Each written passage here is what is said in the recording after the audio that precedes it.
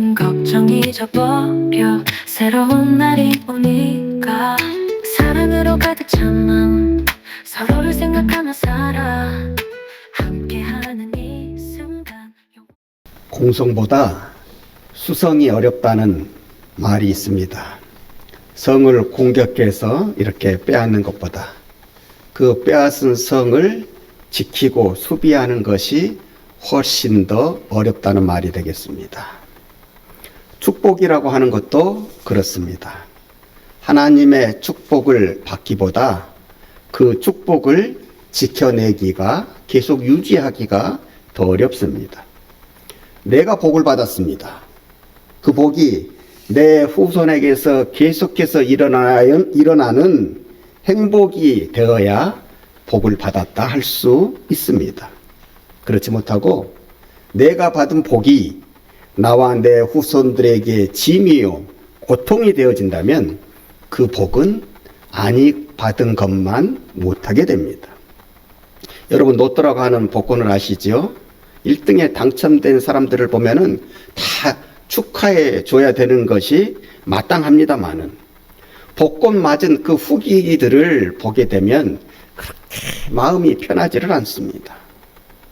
어렵게 맞은 그 복권 때문에 그 복권 맞은 가정이, 그 복권 맞은 부부가 잘 살았다, 행복했다 라고 하는 내용보다는 그 복권 맞은 것 때문에 그 사랑하는 부인과 가족들과 오히려 사이가 안 좋게 되어지게 되었다, 사내 못 사내 하게 되었다라고 하는 것을 우리가 항용 많이 듣게 됩니다.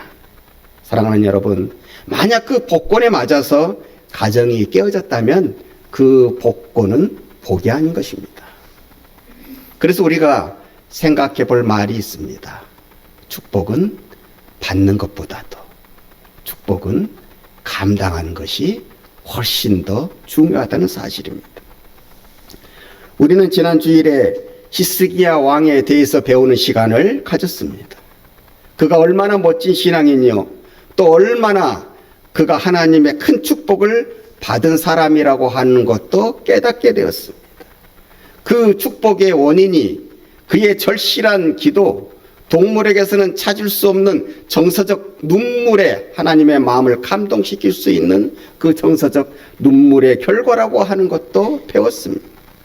그러나 이분으로부터 배워야 되는 것은 이것뿐만이 아닙니다.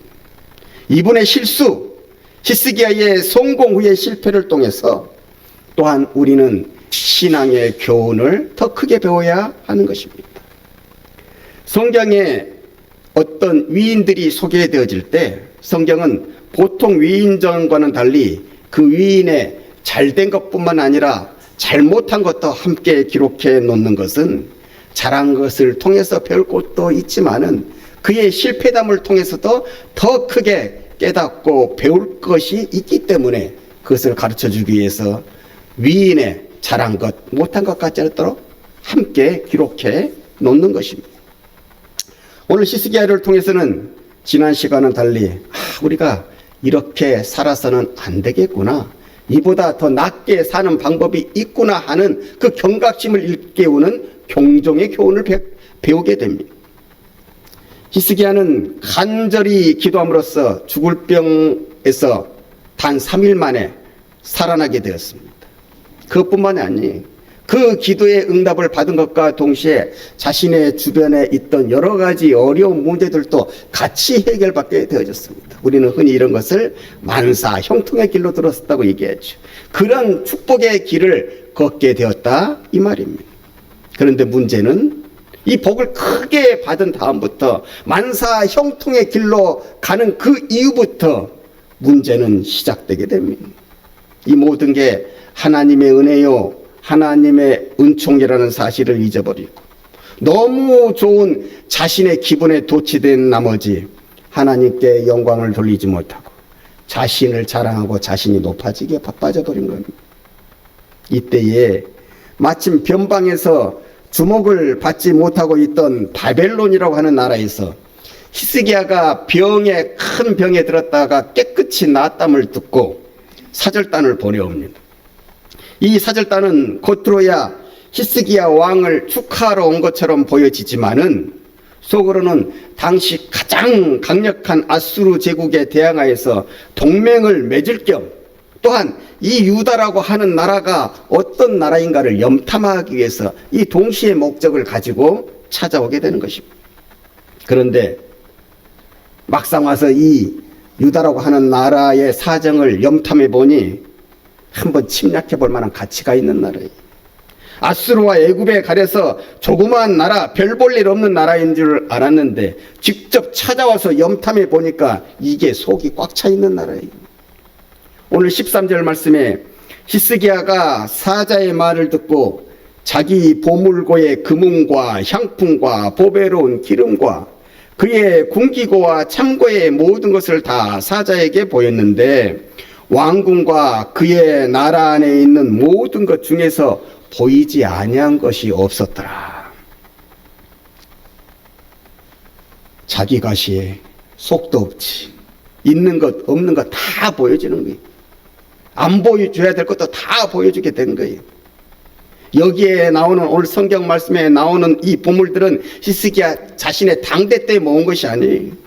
솔로몬 왕 때로부터 대대로 모아온 것이니 그 안에 얼마나 진귀한 보물들이 많았겠습니까? 그 보물들을 자기 과시를 위해서 다 속절없이 보여줘 버린 겁니다.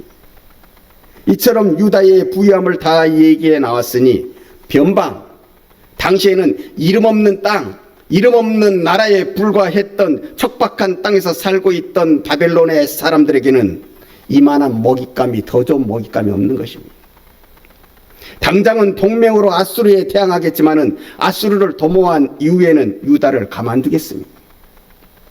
이것을 감지한 선지자 이사야가 와서 왕에게 찾아와서 묻는 것입니다. 왕이시여, 바벨론의 사절단에게 대체 무엇을 말하고 무엇을 보여주신 것입니까? 이렇게 물었을 때 히스기야가 이렇게 대답하죠. 아유, 안 보여준 것이 없어. 우리나라가 얼마나 대단한 나라인가를 내가 다 자랑을 했지. 그 말을 듣고 나서 선지자 이사야가 탄식을 하면서 가슴 아프면서 하나님의 말씀을 전합니다. 왕이시여, 왕의 이러한 처신과 행동은 스스로 높아져 버린 왕의 교만에서 나오는 것입니다. 이 일로 인하여서 하나님의 진노가 이 땅에 임하게 될 것입니다. 향후 당신의 후손들은 괴로움을 당하고 당신의 직접적인 아들들은 바벨론의 황관 내시가 되어질 것이며 당신의 나라, 하나님의 나라, 이 유다도 멸망하게 될 것을 예언합니다. 이로부터 거의 100년이 지난 후에 실제로 유다는 바벨론에 의해서 BC 586년에 멸망하게 됩니다. 여기에서 얻는 교훈이 무엇입니까? 첫째로 은혜 받고 잘 되고 편안할 때 우리는 하나님 앞에 더 가까이 가야 된다고 하는 부자 몸조심이라고 하는 말이 있어요. 사전적인 의미로 보니까 잘 될 때, 유리할 때에 모험을 하지 말고 안정을 취하라고 하는 뜻으로 국어사전에 나와 있어.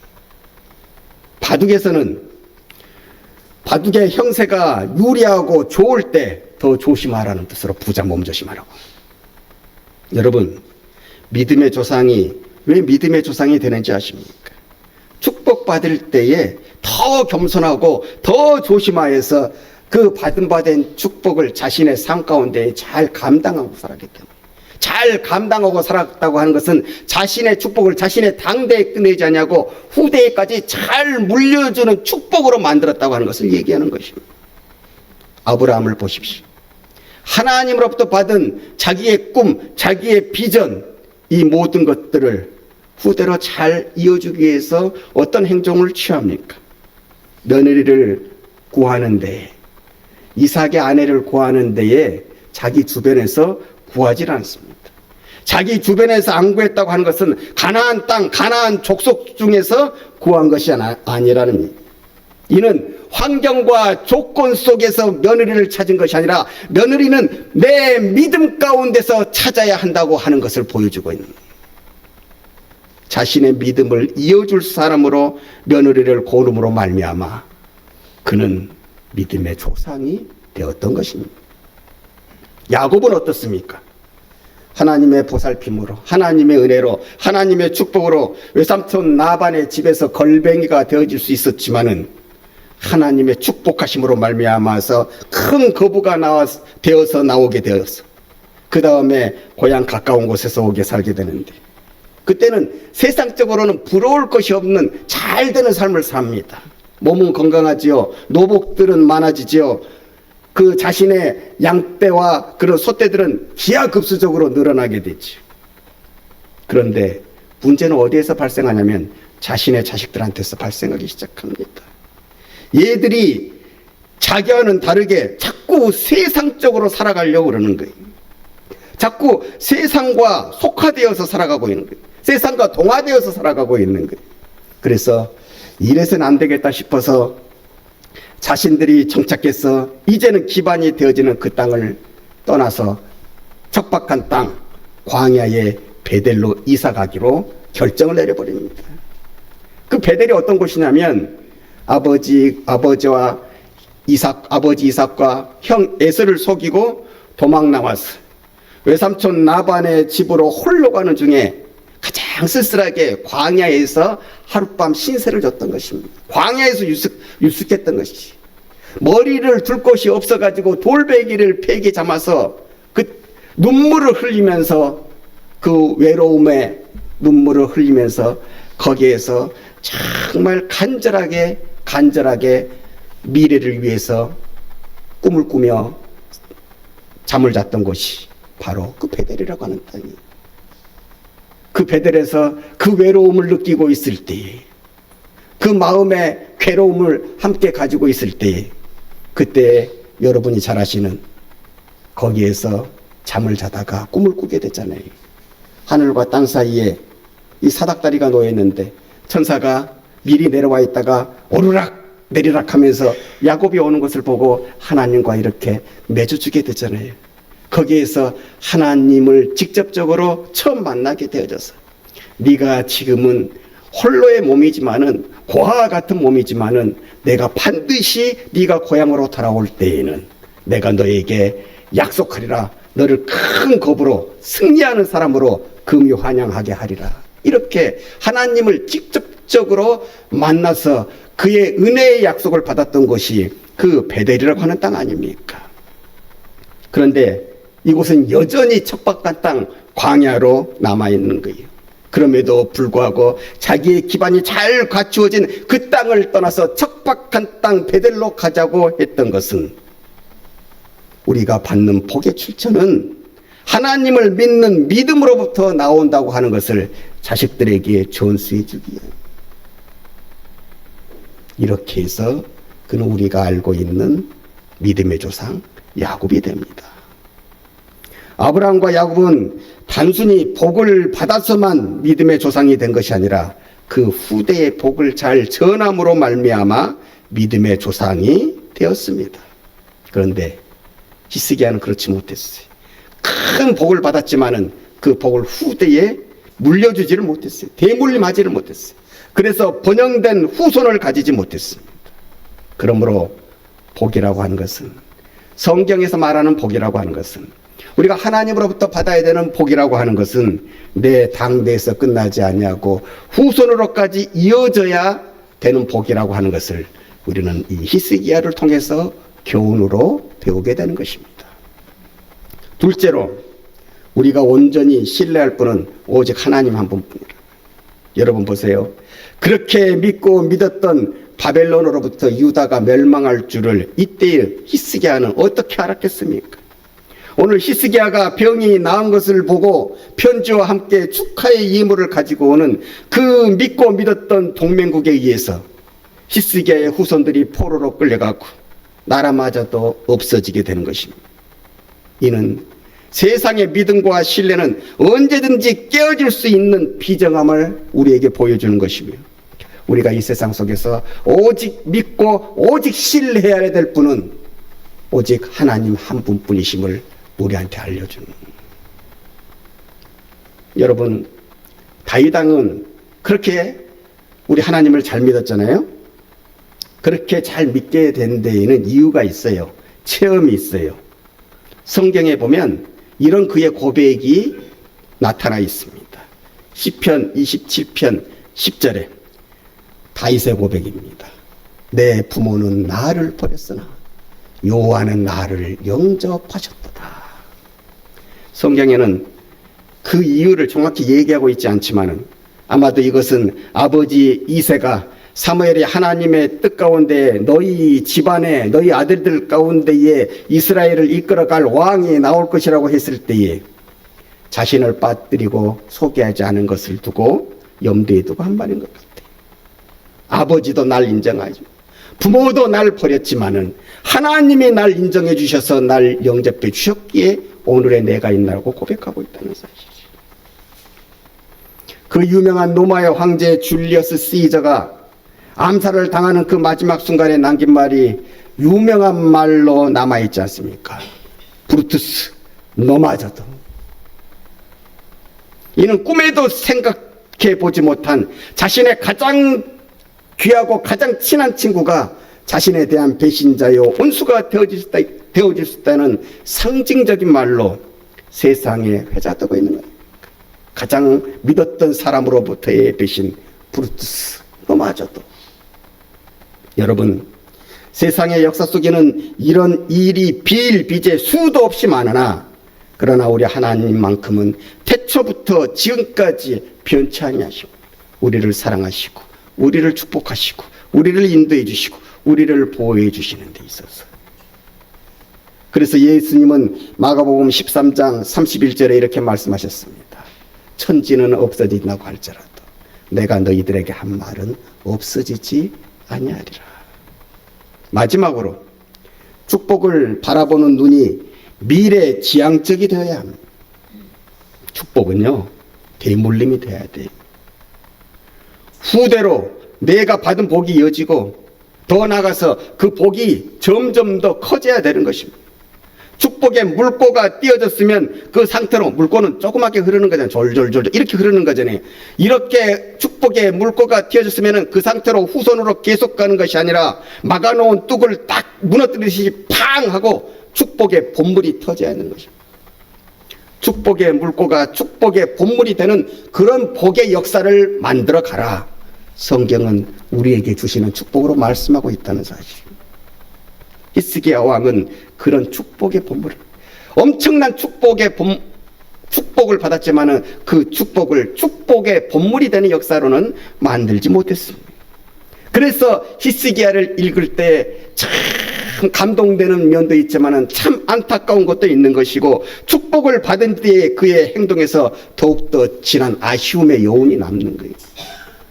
19절에 히스기야가 이사야에게 이르되 당신이 전한 바 여호와의 말씀이 선하나이다 하고 또 이르되 만일 내가 사는 날에 태평과 진실이 있을진데 어찌 선하지 아니하려 하더라. 이사야로부터 좋지 못한 예언을 들었잖아요. 후손이 비참해지고 나라가 망할 것이라는 얘기를 듣습니다. 그랬으면 이전처럼 다시 한번 이번에는 목숨을 걸고서라도 하나님께 그 예정된 계획을 좀 바꾸어 주시면 안 되겠습니까? 매달려야 하는 것 아닙니까? 그런데 내가 사는 날 내 당대에 평안할 것이라는 이 말에 그만 하나님께 자신의 잘못에 대한 회개를 드리는 기도를 드리지 못하고 맙니다. 그걸 잊어버리는 겁니다. 기도로 자신의 운명을 바꿨으면 기도로 나라의 운명, 후손의 운명을 바꾸려고 더더욱 노력해야 되지 않습니까? 왜? 체험했으니까요. 이제는 아니까요. 그러나 그렇게 하지 못한 것은 하나님께 받은 복은 후손으로 이어져야 된다는 축복의 대물림으로 나타나야 된다는 이 섭리를 다 깨닫지 못하고 있었기에 그런 것입니다. 우리는 이 대목에서 하나님의 자녀란 그리스도인이란 주어진 인생, 우리에게 하나님께서 주신 삶을 어떻게 살아가야 하는지 다시 한번 깨닫고 배우게 됩니다. 그리스도인은 과거를 보고 현재를 설계하는 사람이에요. 그리스도인들은 다가올 미래를 보고 현재를 설계하는 사람, 현재의 나의 모습을 규정해 나가는 사람이 그리스도인입니다. 내가 고생을 하더라도, 내가 힘들더라도 내 후대가 잘 되는 것을 보면서 현재의 고난도, 어려움도, 수고도, 헌신도 열심으로, 기쁨으로 감사하며 달개지는 사람, 그것이 그리스도인.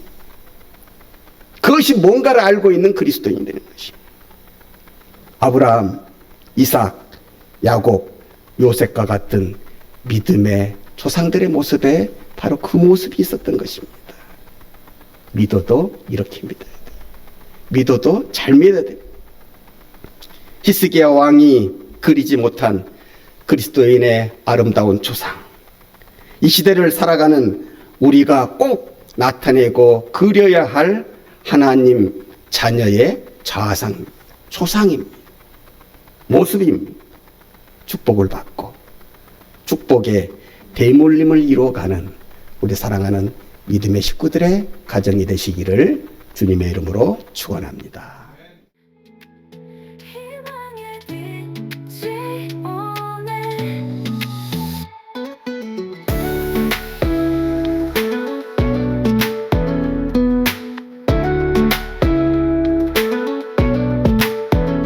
작은 기적 큰 기도 우리가 함께 만들어 마음 깊은 곳에서 뜨거운 마음 느껴봐.